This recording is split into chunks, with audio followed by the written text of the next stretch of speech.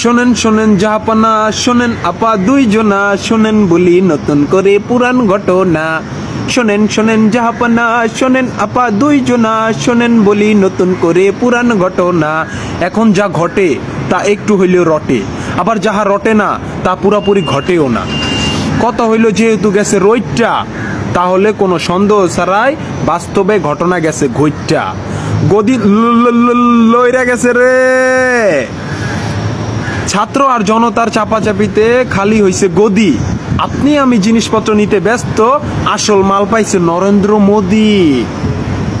আগে ছিল দাদা আর এখন হইছে দাদা বৌদি। ছোটবেলায় ভাবতাম যে মূলা পাকলে গাজর হয় আর পরের উপকার করলে হয় পরকিয়া, কিন্তু আমার ধারণা ভুল ছিল। পরকিয়া যে কতটা খারাপ তা এখন আমি বুঝতাছি। এখন দেখি প্রায় 2-3টা সন্তান রাইখা কোনো কোনো নারী পরকিয়া কইরা প্রেমিকের সাথে পালায় যায়।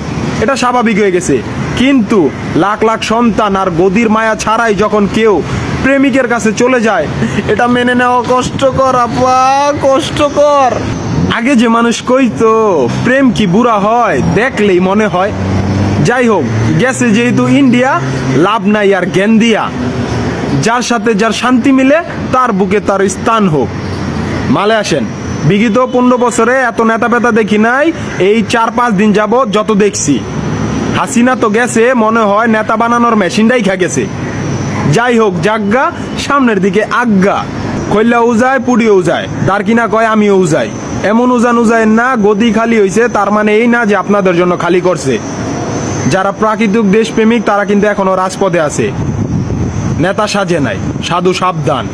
আগে দুর্নীতির বিচার হবে, আগে মানুষ হত্যার বিচার হবে, আগে আমার ভাই বোনের রক্তের বিচার হবে, আগে অন্যায় অত্যাচারের বিচার হবে, তারপর জনগণ কাকে নেতা বানাবে সেই হিসাব। হুতাশে কাঁধে কাপড়ের ব্যাগ নিয়ে প্যারাশুট মনে করে লাভ দিয়েন না।